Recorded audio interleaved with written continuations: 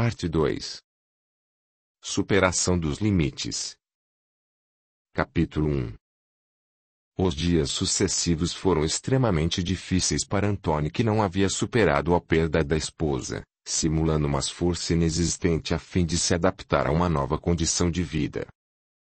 Antônio contava os dias em que havia sido privado da sua felicidade. Durante o período em que os 3 meninos permaneciam no colégio, prestava cuidados à pequena Molly, que não possuía idade para acompanhá-los, ao ter dispensado a babá com o propósito de evitar os gastos desnecessários.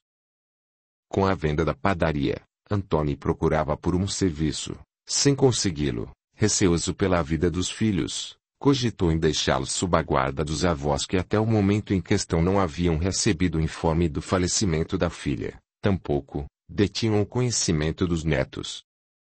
Passou por sua cabeça dezenas de situações embaraçosas, e a pior delas foi a de imaginar os avós escorraçarem os netos da luxuosa mansão, renegando-os ao mediocremente presumirem que eles clamariam pela herança da mãe, uma cobiça que não pertencia a Antônio. Aconselhado pelo Sr. Noland, escreveu próprio punho uma mensagem para a família Depardieu relatando o triste acontecimento, desculpando-se pela insensatez de 2 jovens apaixonados que sonhavam com uma vida em comum ao serem miraculosamente dadivados com a constituição de uma família, porém, sem mencionar a sua atual situação financeira. Em seu orgulho, Antônio não desejava expor o fracasso. O Sr. Noland não mediu esforços para auxiliá-lo, requisitando-o para as pequenas tarefas do lar, como o de aparar a grama do jardim ou nos concertos do qual dizia não ter saúde física para executá-los, em parte, uma verdade que tensionava sua contribuição para o sustento das crianças, visto que Antônio se sentiria humilhado se acaso ele o ofertasse com uma reles quantia em dinheiro. No decorrer do tempo, o Sr. Noland o indicou a quase toda a vizinhança que invejava o seu jardim. O dom de jardinagem surpreendeu o próprio Antônio. A sua vida deu uma assombrosa guinada. Eram tantas as tarefas que Antônio teve que agendar os dias e horários para não se atrapalhar, dedicando os finais de semana aos filhos. A senhora Janete prestaria-lhe assistência com as crianças enquanto trabalhasse. Não querendo abusar, em agradecimento, Antônio recontratou a babá. Sem que se dessem conta, uma nova família se formava. Antônio era visto como o filho do coração e as crianças como os netos que não tiveram, posto que a única filha do casal tivesse ínfimo contato com os pais ao ter transferido a sua morada para outro país em virtude do trabalho do marido. Infortunadamente, ela não mais geraria filhos. Antônio sentia-se feliz. A dor da despedida cedeu lugar a uma imensa saudade da esposa. O casal Sanders o instruía com alguns ensinamentos espirituais, sem que houvesse contestações. Antônio aceitou que tudo fazia parte dos desígnios de Deus, um Deus que não desampara os filhos que creem na sua existência, e nas horas em que a saudade comprimia-lhe o peito, colocava em prática todo o seu aprendizado, presenteando Beatrice com uma oração de amor que elevaria a alma de qualquer espírito. Posto que Antônio orasse com a voz do coração. Antônio se aproximou de Deus. No entanto, a indisciplina de Sebastião se tornou evidente. Em sua presença a pequena Molly chorava compulsivamente, minimizando somente com a chegada do pai. Contra a vontade do marido, que não desejava que Antônio passasse por novos dissabores, a senhora Janete o notificou sobre as manchas roxas surgidas no corpo da menina, conferindo o entendimento de que o irmão Sebastião beliscasse, uma enúncia que o estarreceu, deixando-o sem ação. Deveras, a revelação seria necessária, dado que Molly estivesse sob os seus cuidados, e se porventura ela não fosse responsabilizada, a culpa recairia sobre a babá, que a tratava como uma boneca de porcelana. Atento à conduta do filho, Antônio não queria admitir que o filho mais velho fosse impiedoso ao ponto de castigar a própria irmã. Coagido e constantemente vigiado, Sebastião interrompeu as maldades, até que numa noite, enquanto todos dormiam, cortou os cabelos de Molly, pequenas mechas que começavam a se formar. Pego em flagrante, Antônio o agarrou firmemente pelo braço e o encaminhou até o seu quarto, fechando a porta no intento de que as crianças não acordassem por via da sua zanga, sem dó e nem piedade, depositou o menino de bruços em suas pernas, batendo violentamente em seu traseiro com o uso de um chinelo.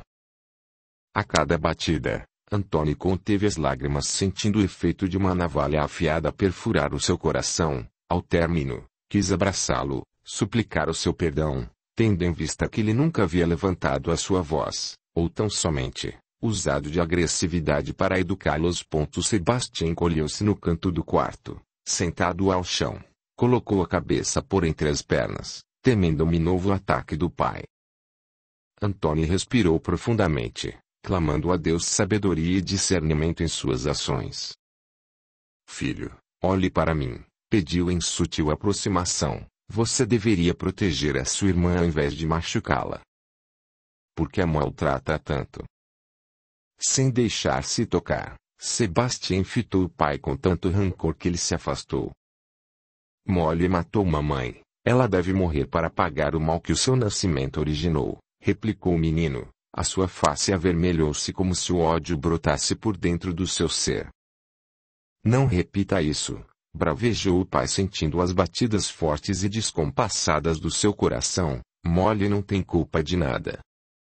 A doença já estava em sua mãe, de qualquer modo a sua morte se concretizaria, era tudo uma questão de tempo.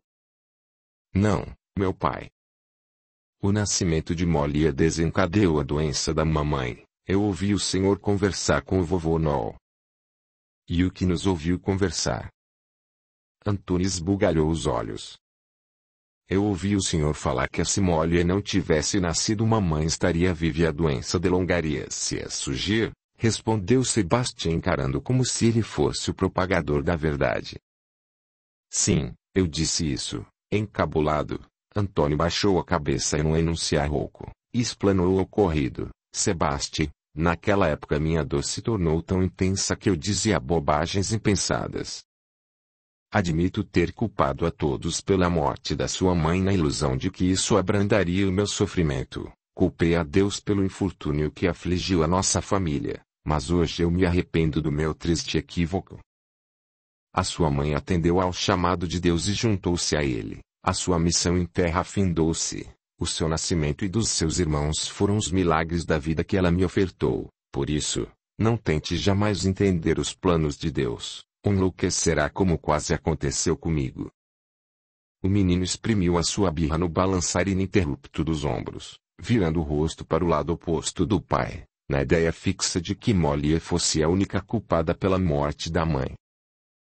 Antônio não desejava repetir a agressividade com o filho, o conduzindo para o quarto em que ele dividia com os irmãos no anseio de que avaliasse o seu erro, porquanto ele próprio repousou numa poltrona localizada no quarto de Molly, a mesma utilizada por Beatrice nos momentos em que ela encontrava forças para niná-la em seus braços, ainda que o motivo da sua decisão fosse para protegê-la de uma nova investida do irmão na surdina da noite.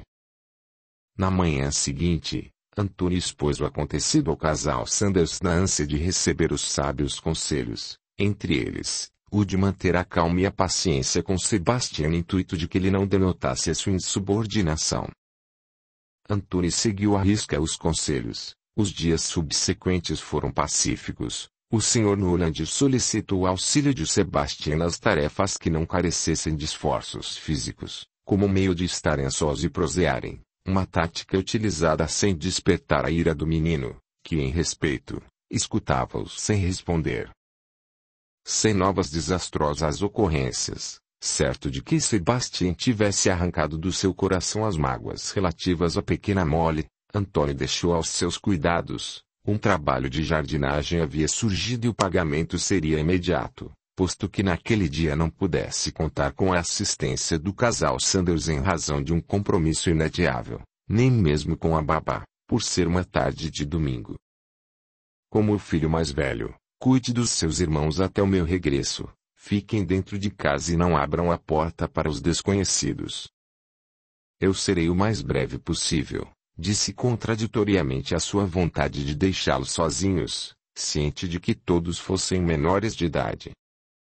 Às festas natalinas que se aproximavam, Antônio não desejava riquezas, somente a realização dos sonhos dos meninos, o de ganharem bicicletas de Natal, e quanto à pequena Molly, uma boneca de pano seria o ideal, pois ela se encontrava na fase do engatinhar, sendo este o motivo de deixá-los a sós, a fim de angariar recursos para presenteá-los. Após uma exaustiva tarde de trabalho, Anthony recebeu o pagamento. Isso é bem mais do que combinamos. Em sua honestidade, Anthony retirou a quantia excedente do montante que lhe foi entregue. Isso é o justo. A moça que o contratou expôs o motivo da sua benevolência, o serviço prestado e que pareceu de um profissional. A sua indicação foi um achado fenomenal. Agradeço do fundo do meu coração. Anthony ruborizou-se diante do elogio, acostumado a tratar com os homens da família. Interpelou: onde está o seu pai? Gostaria de agradecê-lo pessoalmente por tamanha generosidade. O meu pai?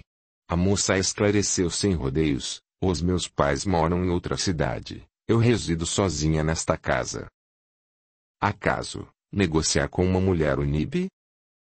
De modo algum. A resposta de Anthony não foi sincera, apesar de apreciar a sua coragem. Não era o habitual testemunhar a independência das mulheres. A senhorita texana de traços finos chamava-se Diana Rogers, trajava-se com a simplicidade da época, vestidos longos de tonalidades alegres, não se importando com as opiniões alheias, dispondo dos seus 32 anos de idade, não havia se casado, fugindo dos padrões convencionais das moças que eram submissas aos homens. Em análise do seu semblante, Anthony camuflou a sua perplexidade, posto que a moça lembrasse a sua finada esposa, sendo-lhe impossível permanecer ao seu lado sem contemplá-la. Recordando-se dos filhos, despediu-se às pressas ao novamente agradecê-la, apanhando as suas mãos, beijou-as sem tirar os olhos dos seus, mexendo com as emoções adormecidas da moça que não esperava por uma ação cavalheiresca. Ao retorno, Anthony assoviava uma canção inventada por sua imaginação. A imagem de Diana fixou-se na sua mente, embora isso o contentasse. Nutria em seu íntimo o sentimento de uma atração. O amor por Beatrice se fazia presente em seu coração. Por outro lado, pensou nos filhos, na falta que uma mãe fazia em suas vidas, sobretudo, ao que se referia a pequena Molly, que ao decorrer do tempo lhe fará inúmeras indagativas das quais ele não terá sabedoria de respondê-las. Não. É cedo demais para comprometer-me com outra mulher. Além do mais, Molly é engatinha, portanto, a sua maturidade juvenil se delongará a acontecer, e quanto aos meninos, como homem e pai, me encarregarei de educá-los. Anthony concluiu o seu pensamento. Apreensivo para reencontrar a família, Anthony correu o restante do trajeto, esbaforido. Abriu a porta sem ouvir a emissão de um único som que o denunciasse a bagunça das crianças. Sebastian. Maurice. Armande. Molly. Antônio os chamou um a um, abriu as portas de todos os cômodos, olhou por debaixo das camas e no interior dos armários sem encontrá-los. Naquele instante, deixou-se dominar pelo pavor de que alguém os tivesse sequestrado. Desesperado, caiu de joelhos ao chão, sem intuir o motivo da sua ação, clamou o auxílio de Beatrice, mesmo ao receber o alerta do Sr. Noland de que não o fizesse no fito de não atrapalhar o processo do seu restabelecimento espiritual em decorrência do seu padecimento terreno, ou tão somente, a sua evolução. Como se uma força invisível emergisse em si, Anthony percorreu a vizinhança em busca de pistas que o levasse ao real paradeiro dos filhos. Por fim, anoiteceu. Anthony não se deixou esmorecer. Anthony deu uma última passada em sua casa na esperança de que as crianças retornassem de um passeio sem a sua autorização, pois ele havia sido categórico ao ordenar que ficassem em casa e não abrissem a porta para os desconhecidos. Outra decepção, a casa permanecia vazia. Antes de se encaminhar para a única unidade policial existente na cidade, decidiu procurar o Sr. Noland, pois só ele lhe outorgaria os conselhos sensatos. Recepcionado pelo velho senhor texano, expôs a sua insensatez de deixá-lo aos cuidados de Sebastian. Lamúrias não os trarão de volta. O Sr. Noland não falou o que se passou na sua mente, temeroso que Sebastian tivesse descontado por mais uma vez todo o seu furor em Molly, imaginando que os irmãos lhe serviriam de iscas sem que a percebessem. O senhor acha que Sebastian os machucaria?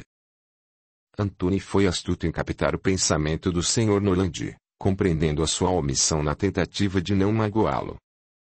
Conscientizar-se da má índole de um filho não é uma prática aceitável para um pai que sempre lhe dedicou amor. Eu irei até a unidade policial e darei queixa do desaparecimento dos meus filhos, Anthony proferiu em alto tom ao ser repreendido. Volte imediatamente para o abrigo da sua casa e aguarde o retorno deles. O enunciar austero do Sr. Noland o estremeceu, contudo, o afrontou. Não, eu não farei isso. Quer que eu fique de braços cruzados em minha casa, sentado numa confortável poltrona sem saber o paradeiro dos meus filhos? De jeito nenhum. Irei agora mesmo prestar queixa. Anthony foi impedido de se retirar. O Sr. Noland o segurou bruscamente pelo braço expressando a sua zanga por meio de um semblante tenso e sombrio. Eu não o compreendo. Por que me proibi de buscar socorro para os meus filhos? Lágrimas escorreram por sua face. Eu não o proíbo. Eu me preocupo tanto quanto você que é pai. O meu coração sangra ao tolher a sua partida. O velho senhor também se derramou em lágrimas. Se prestar queixa do desaparecimento dos seus filhos, perderá a tutela de todos. Como explicará o abandono de 4 crianças menores de idade sem a presença de um adulto? Eu não os abandonei, contestou Antônio aos berros. As crianças estavam com Sebastian, eu o deixei no comando de tudo. Ora, Sebastian é uma criança e a justiça o verá como tal. Se teimar na ideia de prestar uma queixa, não demorará para colocar um assistente social em seu encalço. Ouça o que lhe digo. Perderá a tutela dos seus filhos, enfatizou ao fitar a esposa aflita mediante os gritos descontrolados de Anthony.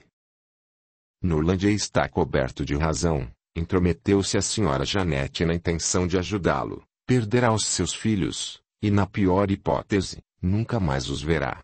Um lar sem mãe pesará na sentença de um juiz. Atestando que havia passado dos limites, Anthony se desculpou com o casal.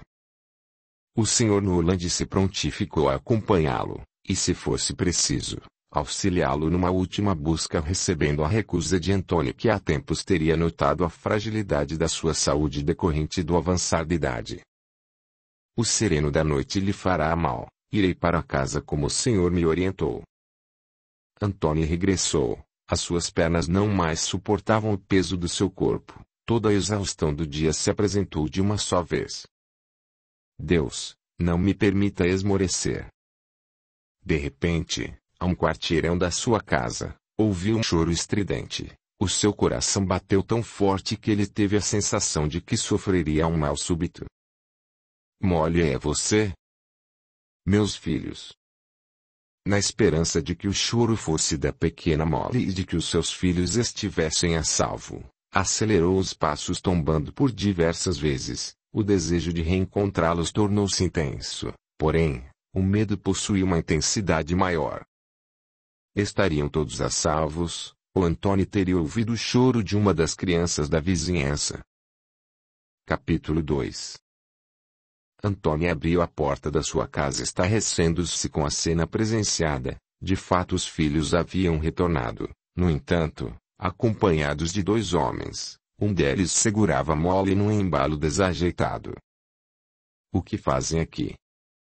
Devolva a minha filha. Anthony arrancou dos braços do desconhecido juntando-se aos meninos. Acalme-se, senhor, viemos no cumprimento da lei. Retrucou o homem sem revidar a sua bravia conduta. Eu sou o agente Johnson e este é o meu colega, o agente Mitchell. Embora suas vestimentas não os denunciassem, os homens em questão eram agentes da polícia local, ao casualmente se depararem com as 4 crianças no andamento de uma investigação particular. o primeiro visivelmente mais jovem do que o segundo. Acompanhe-nos para prestar maiores esclarecimentos, determinou o agente Mitchell. Esclarecimentos do quê? Antônio olhou para os filhos no anseio de que eles revelassem o erro cometido durante a sua ausência. O que fizeram meus filhos? Porque saíram de casa sem o meu aval.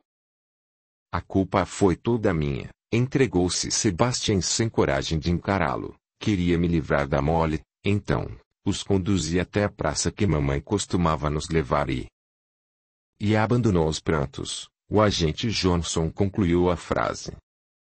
Chocado por via do informe, Antônio esbugalhou os olhos. Toda a sua crença na mudança comportamental de Sebastian se desfez em segundos.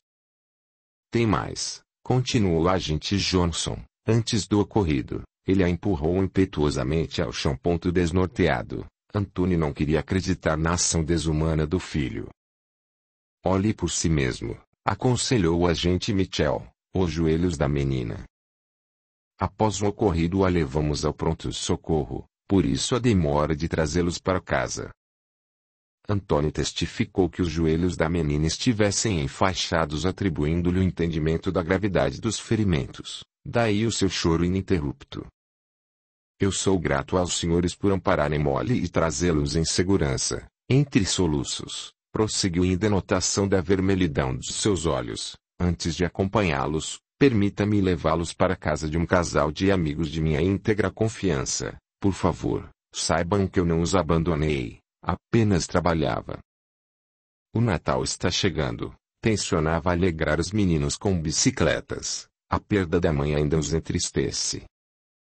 Perda da mãe. O agente Mitchell mirou o colega. O que houve com a sua senhora? Divorciaram-se.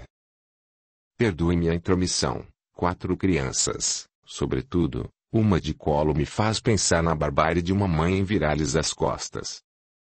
Beatrice não os abandonou. Ela faleceu após o nascimento de Molly. Antônio deixou escapar uma lágrima ao ser astuciosamente evidenciada pelos agentes que desistiram de atuá-lo por sua negligência. Senhor Antônio Sherman. O Natal se aproxima, portanto, não o privaremos de passá-lo com os seus filhos, desde que nos prometa não deixá-los sozinhos. Desta vez, seremos complacentes, advertindo que numa próxima ocasião outros agentes não serão, orientou o agente Johnson em comum acordo com o colega, enternecidos por sua atual situação familiar, conquanto, ao se direcionarem para a porta, foram tolhidos de prosseguir por meio do indagar curioso de Antônio. Sim, eu prometo, a propósito. Como sabem o meu nome e como trouxeram os meus filhos para casa se eles não conseguem localizá-la a um quarteirão de distância? O agente Johnson esclareceu a sua dúvida numa rápida piscadela. Senhor Sherman, quanta falta me faz aqueles pãezinhos franceses. Audiolivro realizado pelo canal Surya Chand Audiobook. Antônio se orgulhou de si. O reconhecimento do trabalho enobrece a alma de um homem, embora não se lembrasse do antigo freguês, sorriu-lhe em gratidão. Contudo, o enunciar final do agente Johnson estremeceu. Assegure-se de que o seu filho mais velho não pratique outro delito, senão, ele será encaminhado para uma clínica de adolescentes com transtornos mentais, dado que não seja normal um irmão desejar o mal do outro. Intimamente, Antônio concordou que a insanidade mental de Sebastian fosse possível. Essa seria a única alegação para o ocorrido. Atestando a partida de ambos os agentes, Antônio preparou uma refeição para saciar a fome dos filhos que não haviam ingerido nada desde a sua partida para o trabalho, não por descuido, pois a despensa estava abarrotada de mantimentos. Durante todo o tempo, Antônio os observou calado. Embora Sebastian fosse o pivô de toda a situação, demonstrava uma tristeza não captada nos outros irmãos. Seria arrependimento ou medo de uma internação? Ponto de interrogação. Crianças, vamos dormir, logo amanhecerá. Após saciarem-se, Antônio colocou-os nas camas, beijando-lhes a testa, exceto Sebastian, que cobriu a cabeça. Papai, eu tenho que ir ao colégio. inquiriu Maurício ao bocejar. Ninguém irá para o colégio. Durma agora e não se preocupe com isso. Antes de apagar a luz, se aproximou de Sebastião, beijando-o por cima da coberta, visto que lhe assegurasse para que não fosse retirada. Que Deus misericordioso toque o seu coração e que o seu despertar ilumine os pensamentos, dando-lhe o discernimento das suas ações. Eu sei que dentro de ti habita um garoto bondoso. Eu amo, meu filho, com todas as forças que há em mim. Não permita que o ódio destrua o sentimento mais nobre que rege a humanidade. A sua mãe reprovaria a sua conduta, talvez, não tenha maturidade para entender os meus dizeres, mas assevere-se de que ela zele por todos nós, deixa orgulhosa pelo homem que se tornará para que juntos possamos esquecer o acontecido de hoje. Quando estiver pronto para conversar, eu estarei à sua espera para ouvi-lo, sem recriminações. Sinto que o remorso já tenha batido na porta do seu coração. Que os anjos do Senhor velem o seu sono. Antônio agiu com a sabedoria de um pai exemplar. Uma educação não requer agressividade física ou verbal a fim de que seja conquistada a obediência de um filho mesmo que a punição seja meritória, lamentando-se por sua ação anterior. Por fim, se retirou, apagando a luz do quarto. Sebastião descobriu a cabeça num prantear contido para não acordar os irmãos. A declaração do pai mexeu com as suas emoções, mormente, pela citação da mãe, refletindo seu desapontamento mediante a sua deplorável conduta com relação à pequena Molly e facultando-lhe a culpa por sua perda. Um misto de ódio e amor pela irmã zonzeou, conscientizando-se de que ele no papel de irmão mais velho deveria protegê-la do mal que a cingisse e não praticá-lo da forma mais sórdida que encontrasse. Passados alguns minutos, Antônio não havia conseguido pregar os olhos. Todo o ocorrido fixou-se em seus pensamentos. O medo de perder os filhos e a atitude indisciplinada de Sebastião foi demais. Até quando Deus me colocará à prova? Indagando a si mesmo, ajoelhou-se diante da cama no juntar das mãos a fim de iniciar uma prece em agradecimento pelo obstáculo superado, convicto de que a desistência dos agentes fosse por obra da providência divina. Antônio fechou os olhos murmurando palavras provenientes do coração, como habitual. A imagem de Beatrice se formou em sua mente, supondo que ela fosse o alicerce invisível que o fortaleceria em sua jornada terrena, e de fato era. Em denotação da misericórdia divina, Deus o brindou com auxílio da esposa, porquanto Beatrice não poderia manifestar a sua aparição espectral, visto que ela estivesse em tratamento no anseio de se libertar dos últimos resquícios da doença que amofinou a sua existência terrena. Embora o corpo físico deixe de existir, tenhamos em mente que a alma registre com minuciosidade as nossas vivências, tanto as boas, quanto as ruins. Beatrice prestaria assistência instruída pelos benfeitores espirituais que tinham uma hierarquia superior. É correto perguntarmos se Beatrice possuía condições de retornar para o plano terreno, não só pelo agravante da doença que teve em vida, mas em decorrência do tempo escasso dado entre o seu desencarne e o seu regresso como um espírito auxiliador. Todavia, em nenhuma hipótese podemos generalizar, os espíritos não detêm a mesma evolução, tampouco, os mesmos débitos a serem quitados. Antônio sentiu a presença da amada, como se ele estivesse no campo e todas as flores fossem depositadas ao seu redor, propiciando o exalar do seu perfume. 1. Flores do campo, proferiu o filho mais velho. Antônio abriu os olhos e para o seu assombro Sebastião estava ao seu lado, ajoelhado e de mãos unidas ao praticamente imitá-lo. Por que não está dormindo com os seus irmãos? Perguntou-lhe atônito. Eu estava sem sono e como visualizei a luz acesa, vim lhe fazer companhia, respondeu-lhe acanhadamente. Disseste-me, flores do campo? Inquiriu o pai com o propósito de confirmar a sua lucidez. Sebastião sacudiu a cabeça em sinal positivo, não haveria como negar uma evidência partilhada. Naquele instante, Antônio queria lhe falar tantas coisas, mas não conseguiu e por algum motivo especial, o filho iniciou a prosa num respirar profundo como que se quisesse captar toda a essência perfumada para si. mamãe está aqui e nos presenteou com as suas flores. Por que me diz isso? Antônio estranhou a sua fala. Sebastião presumiu que o pai não acreditaria na sua revelação, não depois da barbárie cometida contra a irmã. Na realidade ele teve a sensação de ter recebido o beijo terno da sua mãe na bochecha. Perdoe-me, papai, eu não quero ser mau, me ajude, por favor. Ele me força. Não quero decepcionar a mamãe e o senhor. Sebastião se agarrou na cintura do pai que permanecia de joelhos no chão sem tempo de esboçar uma única reação. Antônio retribuiu o abraço, convencido de que o filho não simulasse um falso arrependimento. Sebastião segredou-lhe os seus sentimentos, entre eles, a dor que a saudade da mãe lhe causava. Antônio fez compreender e aceitar que a doença da mãe estava predestinada a acontecer e que a desventura se efetivaria com o nascimento ou não de Molly. A sua mãe o graciou com a irmãzinha que você tanto pediu. Está na hora de cuidar do seu presente com estima, brincou o pai fazendo-o sorrir. Sebastião pensava na irmã de outra maneira. O rancor se transmutou em amor. Com os dizeres adequados e a atenção carecida, Antônio alcançou seu objetivo. O que acha de irmos dormir, rapazinho? O coração de Antônio transbordava de alegria. No entanto, a empolgação deveria ser contida para o repouso dos seus corpos físicos. Antes de acatar a sua determinação, Sebastião passou pelo berço da pequena Molly, e beijando-lhe a fronte, sussurrou. Eu cuidarei de você e não deixarei que ninguém a machuque.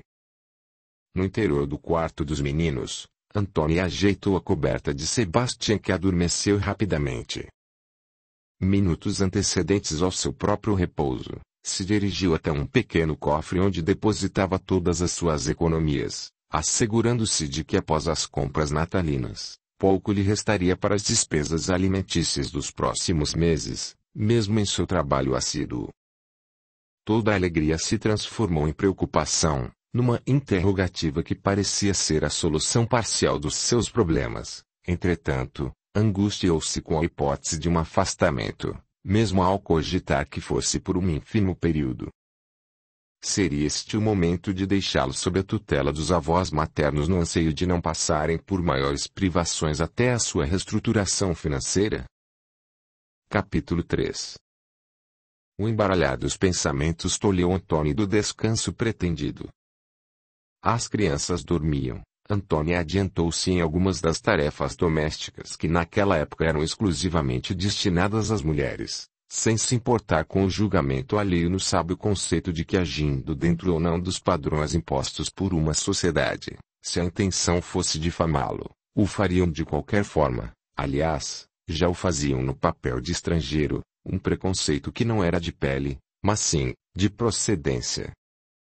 O desejo de sobressair-se numa sociedade, ou tão somente, perante aquele que é continuamente citado em rodas sociais faz com que um determinado indivíduo propague maledicências que não condizem com a verdade.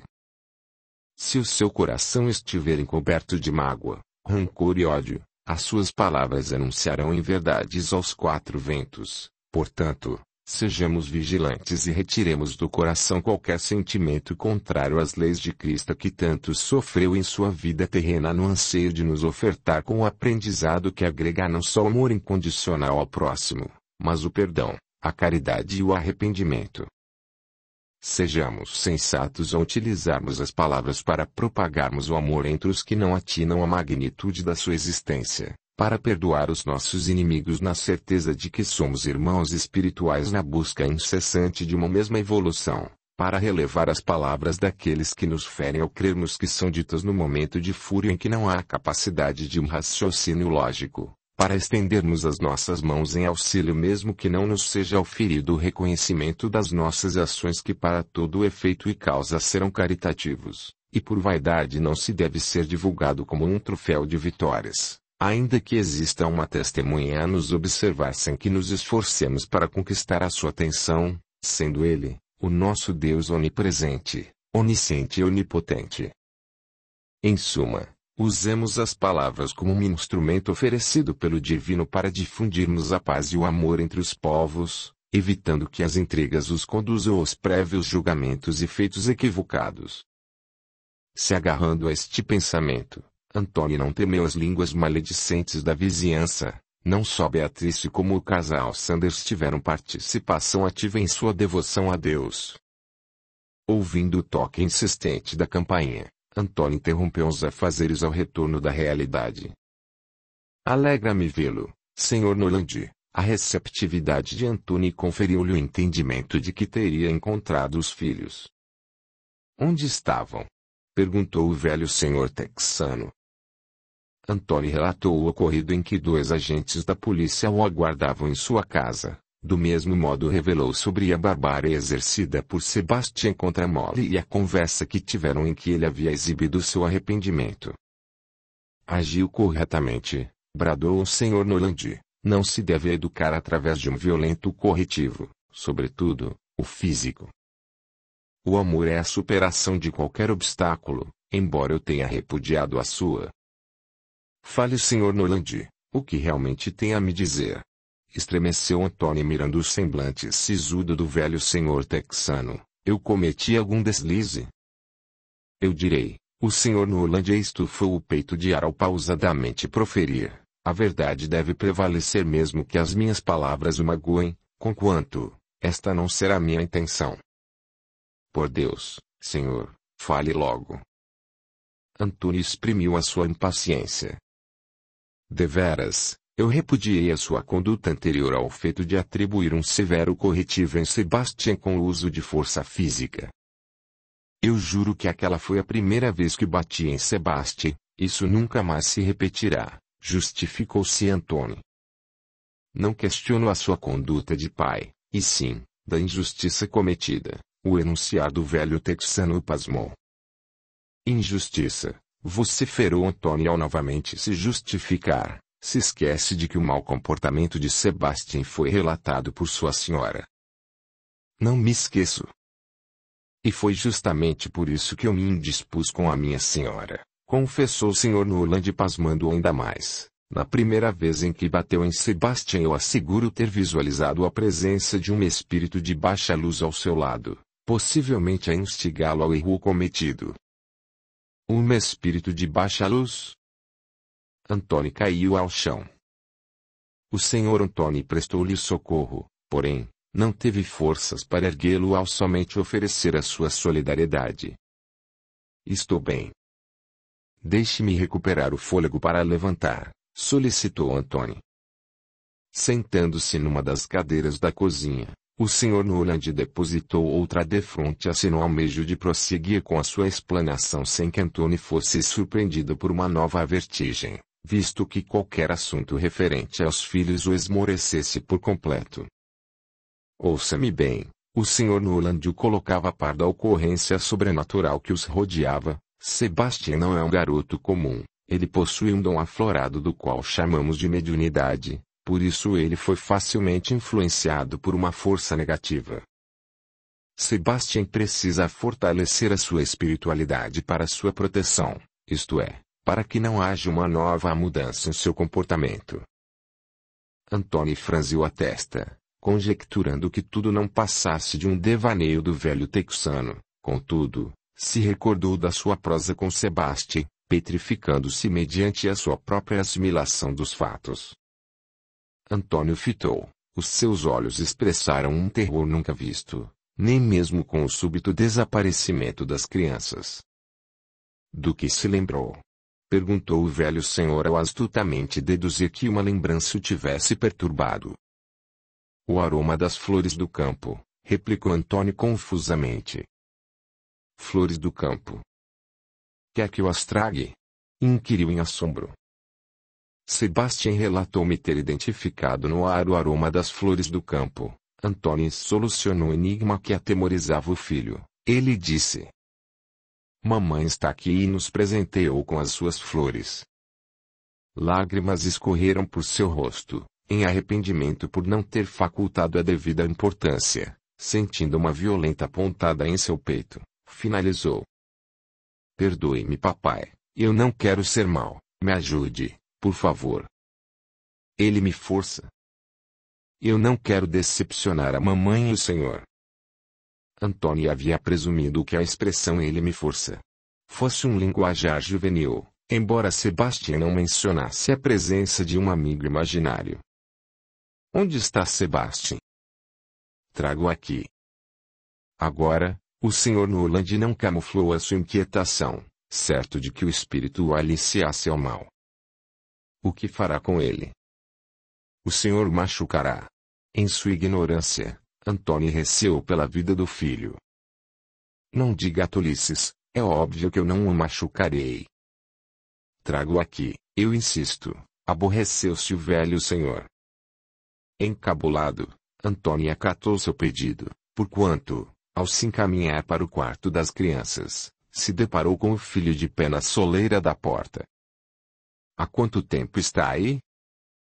O tempo suficiente para ouvir que eu não sou normal, retrucou Sebastião ao fitar o velho senhor texano. O senhor pode me ajudar?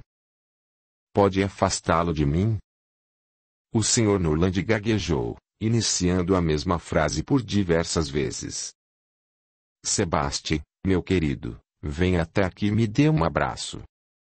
O garoto obedeceu não por obrigação, mas em virtude do imensurável carinho nutrido por aquele que o tinha como o parente mais próximo, tendo em vista que só conhecesse o carinho do pai e dos irmãos como família. Antônio não se intrometeu, na certeza de que o Sr. Noland os ajudaria.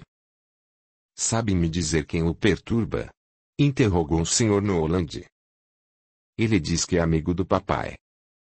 Antônio não alegou a sua defesa em face do gesticular do velho senhor, ao ato de erguer uma das mãos como forma de tolher a sua fala. E o que mais ele diz? O Sr. Noland notou a sua insegurança. Não tenha medo, eu estou aqui e não deixarei que nada de mal lhe aconteça. Ele diz que se eu não ferir a Molly ele matará o papai. Sebastião olhou para o pai pelo canto dos olhos. Naquele momento ele não sabia se deveria chorar ou temer por sua repreensão. Antônio desejava aliviar o filho do sofrimento gerado pelo espírito, mas para sua surpresa, o Sr. Noland ergueu novamente a mão.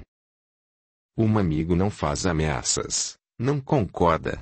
De uma maneira sutil, o velho senhor apresentava-lhe a verdadeira face do espírito.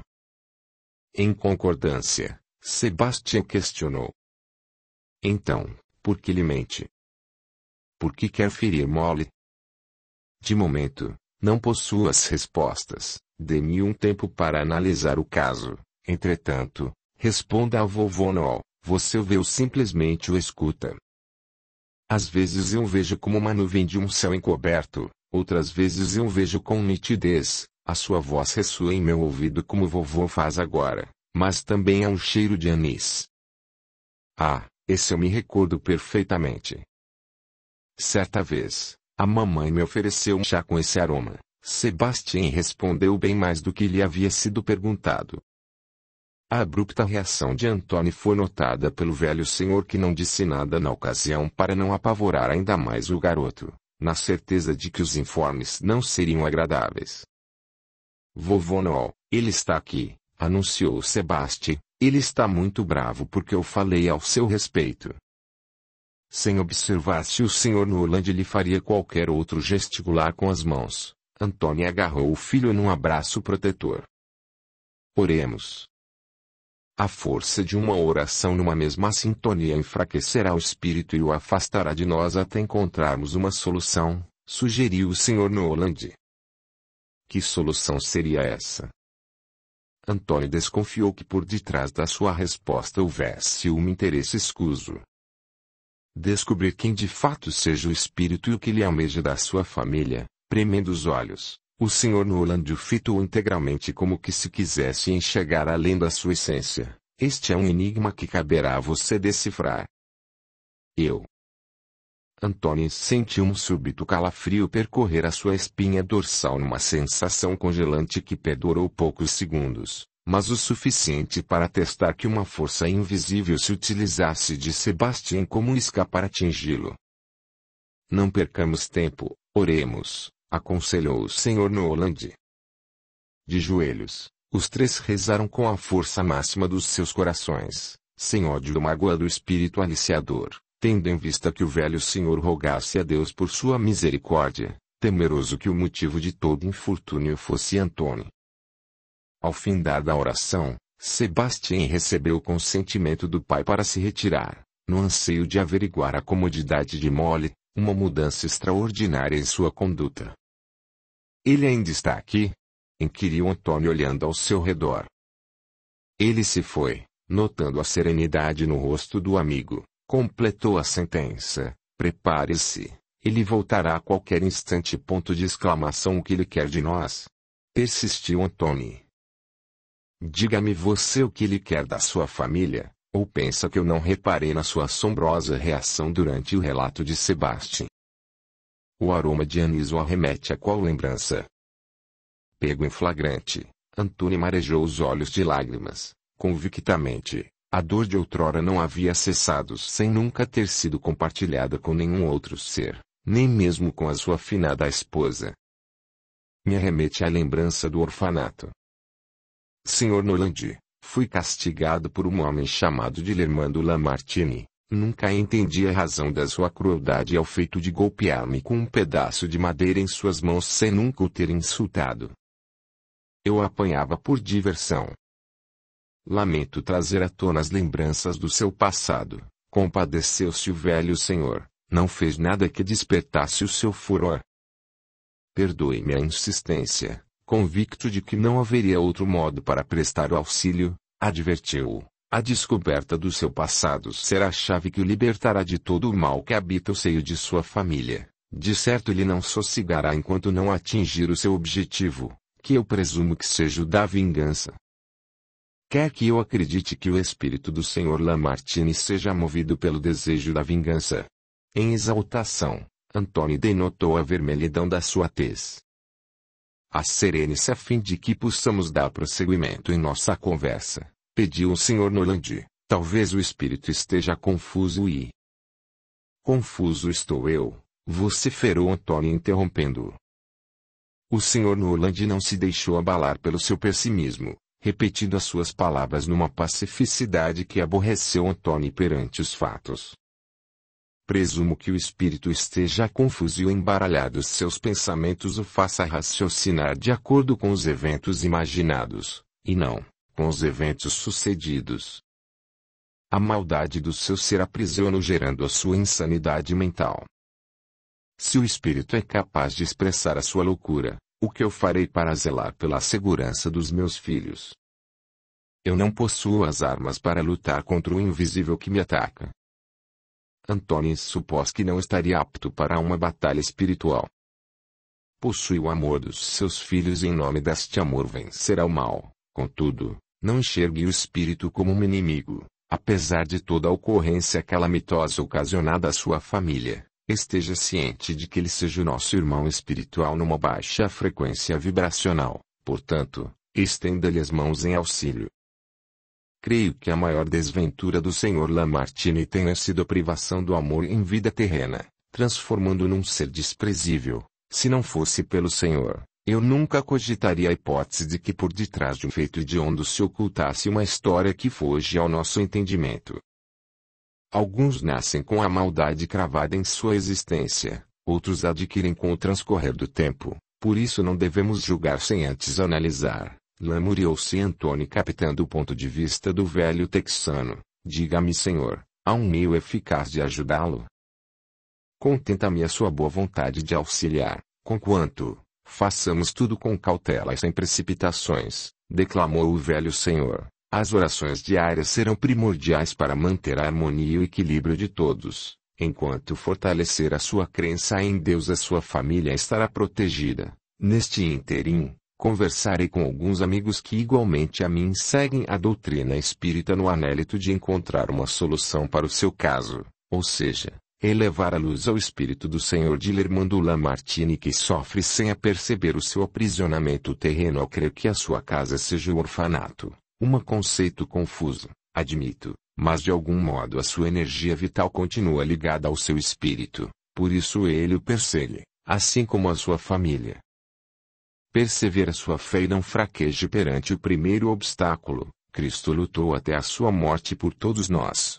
Façamos o mesmo pelo bem maior.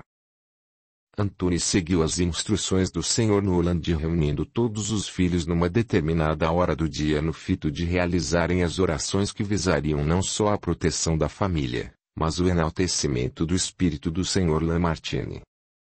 Nos dias subsequentes, nenhum trágico acontecimento atormentou a família Sherman. Por simples precaução, Antony dispensou os serviços da babá que se atemorizaria em face dos diálogos de cunho espiritual surgidos em sua casa. As orações do qual o Sr. Noland participava na companhia dos amigos que seguiam a mesma doutrina serviu de grande auxílio, concluindo que o espírito do Sr. Lamartine havia regressado ao seu lar de origem, o plano espiritual. Capítulo 4. Restava uma semana para o Natal. As crianças se encontravam eufóricas pelas ruas texanas, os símbolos da festividade espalhavam-se por todos os cantos e as canções natalinas eram enunciadas por grupos religiosos que tensionavam levar o amor e a paz de Cristo para a população. Com auxílio do Sr. Noland, Antony enviou um telegrama para a família Depardieu, narrando todo o ocorrido com Beatrice na certeza de que a sapiência dos netos amenizaria a dor da perda. Aproveitando, os convidou para conhecê-los em sua modesta residência a fim de que deixassem para trás todos os dissabores vivenciados. Embora fosse uma época de solidariedade cristã, Antony não poderia adiar o inevitável. A sua omissão perante os pais de Beatrice já havia passado dos limites. Na esperança de ser agraciado com a vinda do casal Depardieu, realizou as compras dispondo dos seus últimos recursos na ânsia de preparar uma primorosa ceia, não tão farta quanto seria se ambos estivessem no luxo da mansão, mas de certo, repleta de amor. O velho casal Sanders não se juntaria a eles, visto que a filha carecesse da presença dos pais, cada qual com as suas questões familiares a serem resolvidas. Notificando os filhos sobre a possível visita dos avós, a alegria os contagiou, porém, Sebastian, por ser o mais velho, entendeu o agravante da situação. Mesmo em sua inocência, assimilou o amor dos seus pais com a inaceitabilidade dos seus avós, fator que determinou rancor entre as famílias, apesar de Antony frisar que os filhos não deveriam se preocupar com a conduta dos pais no passado, na certeza de que os avós conduziriam a situação com sabedoria e discernimento. Os dias se passaram e nenhuma resposta do telegrama chegou às suas mãos. O desânimo subjugou Antony, justamente ele, que havia planejado o reencontro, ensaiando às escondidas as inúmeras súplicas de perdão que lhes faria, mas nunca em arrependimento por ter se permitido amar e ser amado em sua totalidade, e o imprescindível, por ter construído uma família ao lado de Beatrice. Por nenhum instante, Antony deixou de trabalhar, deixando os filhos menores aos cuidados do mais velho em sua íntegra confiança. De certo era errado, mas a sua condição financeira não lhe permitiria extravagâncias. Audiolivro realizado pelo canal Surya Chand Audiobook. Antony gastou além do permitido, primeiramente com os brinquedos, e agora, com a ceia de Natal a fim de agradar o casal Depardieu, que ao certo não saberia se os visitariam ou não. Após um dia exaustivo, em seu retorno para casa, encontrou o casal Sanders à sua espera na porta principal. Ora, meus amigos, o que fazem do lado de fora, por que não entraram? A receptividade foi espontânea, assim como o sorriso que brotou em sua face. Viemos nos despedir, anunciou a Sra. Janete. O nosso genro nos espera para nos levar, acrescentou o Sr. Noland. Não poderíamos partir sem antes lhe dar um caloroso abraço e um singelo presente para todos vocês. Antony os abraçou e os convidou para entrar, sem graça por não ter comprado uma lembrança para retribuir a gentileza e o zelo proporcionado à sua família. Queríamos ficar, mas a nossa filha precisa de nós, proferiu a Sra. Janete. O dever dos pais é ficar ao lado dos filhos. Não faltarão momentos especiais para passarmos juntos. Antony segurou um pequeno pacote em suas mãos. Não abrirá? Indagou o Sr. Noland suspendendo uma das sobrancelhas. Precisará disso em sua jornada terrena.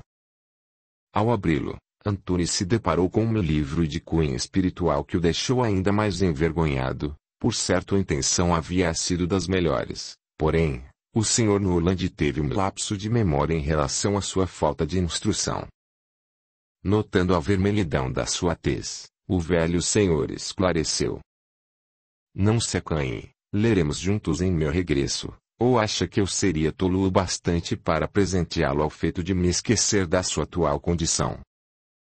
Daqui para frente será um homem letrado, Sr. Sherman. Piscou-lhe o velho senhor, relembrando-se do seu desejo de aprender a junção das letras. Com o tempo lerá trechos bíblicos para sua evolução espiritual. Ao término das palavras, Antunes se retirou, voltando com um pesado livro em suas mãos. Pertenceu a minha esposa. Em breve os dizeres contidos nesta Bíblia farão parte da minha existência. Em comoção, Antônio enxugou as suas lágrimas. Antônio contemplou a felicidade dos filhos ao abrirem os presentes, para os meninos caminhões de madeira e para a menina um belíssimo urso de pelúcia do qual Molly mordia ensandecidamente no anseio de atenuar a coceira da gengiva, sinal de que a sua primeira dentição estaria prestes a nascer. Perdoe-me, eu não tenho nada a lhes oferecer, disse cabisbaixo, prometo que ao retornarem terão um mimo à espera. Não nos brinde com nada. O tom autoritário da senhora Janete o fez erguer o olhar, oferece-nos muito mais do que imagina. Não a compreendo, atordoou-se Antônio, desde o dia que eu os conheci, tenho recebido bem mais do que meu trabalho possibilita retribuir. A minha senhora não se refere aos bens materiais, e sim, aos sentimentais, intrometeu-se o Sr. Noland, o amor da sua família transformou a nossa, se não fosse por vocês. Teríamos uma vida de solidão e tristeza longe da nossa filha. O mais caro dos presentes não quitará a nossa dívida de gratidão, de certo, um novo reencarne será preciso para retribuirmos o que nos foi despretensiosamente dadivado. Chega de prosa e nos dê um abraço. Antônio abraçou o casal, fantasiando-os como seus pais biológicos. Antônio os viu partir num agradecimento silencioso a Deus pela benção de tê-los colocado em seu caminho, porquanto, em seu vagaroso caminhar o Sr. Noland sentiu uma terrível compressão em seu peito não partilhada, pressagiando que uma nova catástrofe abalaria a família Sherman, só não saberia discriminar a que nível chegaria. Era véspera de Natal, enquanto alguns dos cidadãos descansavam no intento de aproveitarem ao máximo as festividades noturnas, Antônio foi trabalhar, e como habitual, deixou os filhos sob os cuidados de Sebastião. Prometo retornar a tempo de preparar a ceia. E se o vovô e a vovó chegarem durante a sua ausência, o que eu devo fazer? O senhor disse para não deixar nenhum estranho entrar. Deixe-os à sua espera. Se não fosse a sua ingenuidade, este seria um sábio questionamento. Ora, Sebastião. Não são estranhos, são os seus avós, não há o que temer, faça o que eu lhe ensinei. Apresente-se e os cumprimente com cordialidade. Antônio riu em acréscimo da sua fala, e é claro, deixe-os entrar em nossa casa. Antes de partir, Antônio deu-lhe um terno beijo na testa, ansioso pelo regresso, embora soubesse que muitas feridas não seriam cicatrizadas, seria o emissor do perdão e do amor da esposa pelos pais, cumprindo a promessa feita em seu leito de morte. Passando pela casa da charmosa senhorita Teixeira, lembrou-se da sua incrível semelhança com a finada esposa. De ímpeto teve o desejo de tocar a campainha com o falso pretexto de desejar-lhe boas festas, mas não achou conveniente tal ousadia ao se afastar. Sr. Sherman. Por obséquio, Sr. Sherman. Espere-me. Avistando pela janela da sua casa, uma voz feminina o chamou. Ouvindo a voz da bela mulher, o seu coração palpitou fortemente. De súbito, uma felicidade o irradiou ao mesmo tempo em que sentiu uma tristeza dominar o seu ser, comparando-a com a única mulher que amou em toda a sua vida. Por favor, sem uso de formalidades, Antônio é o suficiente, disfarçou a sua angústia. O que deseja de mim, senhorita Rogers?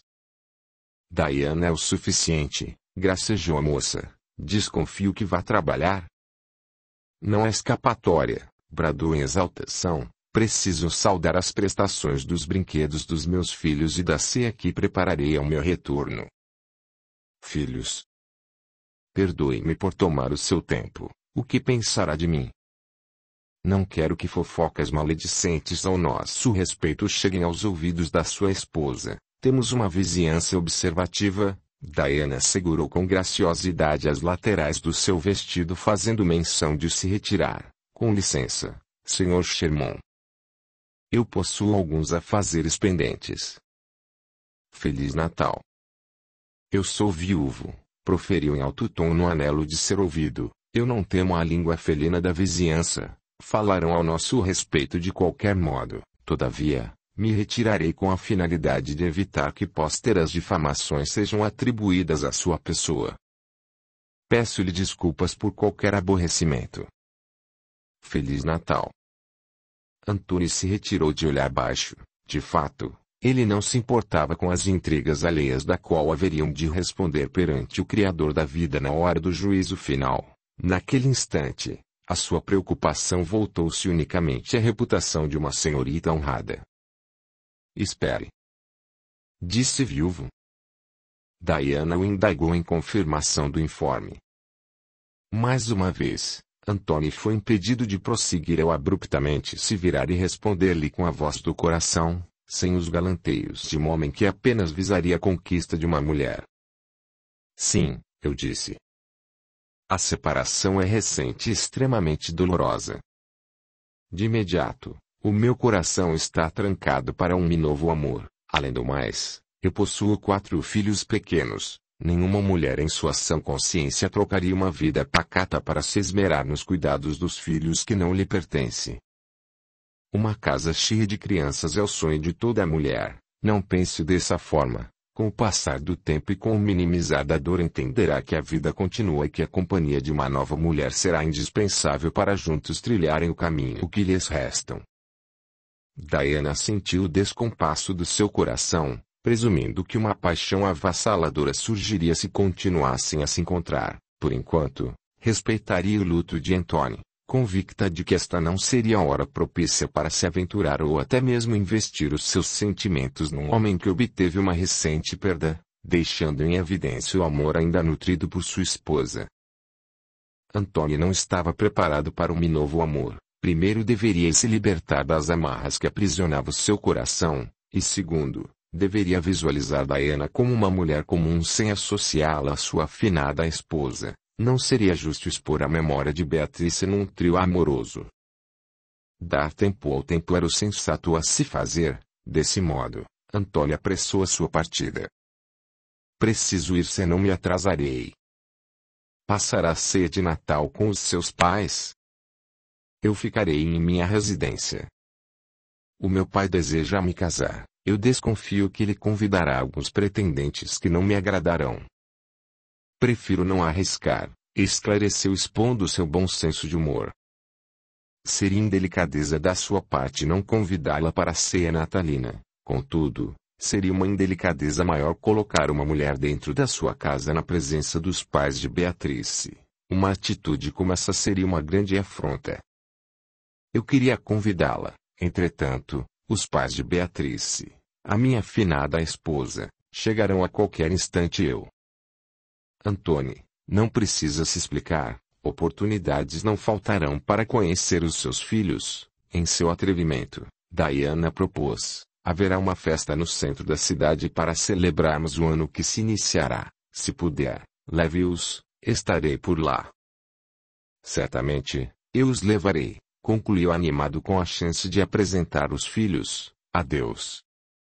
Preciso ir. E mais uma vez, Feliz Natal. Feliz Natal.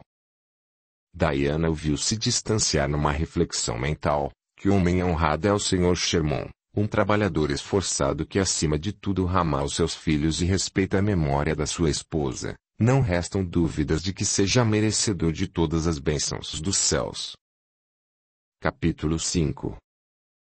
Antônio dispôs de um largo sorriso. Ele havia acabado de receber uma quantia satisfatória pelo serviço prestado. Afinal, Era véspera de Natal e o sentimento de compaixão entre os cidadãos se propagava.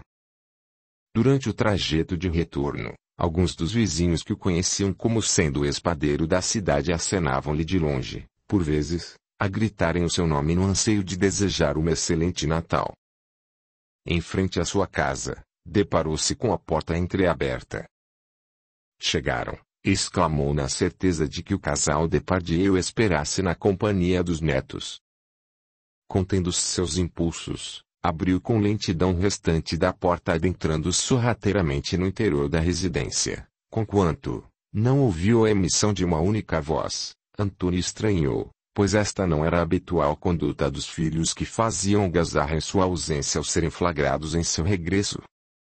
Munindo-se de coragem, dirigiu-se para a sala a fim de recepcioná-los, mas ao contrário disso, defrontou-se com uma terrível cena. A casa estava revirada, não havia algo que não estivesse fora do lugar como se um furacão devastasse toda a residência. Sem que a percebesse, lágrimas escorreram por seu rosto. De relance, olhou para o pequeno porão que havia trancado no fito de esconder os presentes de Natal, atestando que o cadeado havia sido arrombado. Correu a tropeçar nos objetos espalhados pelo chão na ilusão de que os filhos tivessem se escondido do intruso. Obtendo um testemunho ainda mais terrífico, as bicicletas estavam totalmente destruídas, da mesma forma que a boneca de pano de molha que se encontrava com a cabeça arrancada. Desesperado, Antônio colocou ambas as mãos sobre o rosto, olhando ao redor na busca de uma resposta que sanasse a sua dor. Senhor Sherman, eu estava à sua espera, enunciou uma voz masculina por detrás de si. Sinto muito. Sente o quê? Por Deus, os meus filhos estão mortos. Antônio muniu-se de novas forças em reconhecimento do homem como sendo o agente Johnson. Tranquilize-se, Sr. Sherman, os seus filhos gozam de uma perfeita saúde, replicou o agente às pressas. Encarreguei-me pessoalmente do destino de cada um. Sinceramente, lamento pelo ocorrido, não havia nada a se fazer. Eu não entendo. Diga-me de uma vez por todas onde estão os meus filhos ou eu não responderei por meus atos. Antônio agarrou-o pelo colarinho da camisa. Solte-me imediatamente, ou perderá de vez a razão. Num gesto abrupto, o agente retirou as mãos de Antônio sobre si. Antônio partiria mais uma vez para cima do agente Johnson se não fosse a sua fala ríspida. Não ouse me tocar novamente. Se agredir um agente policial será confinado numa cela, portanto, abrande as suas emoções, juntos encontrarmos uma solução para trazermos os seus filhos de volta. De volta de onde?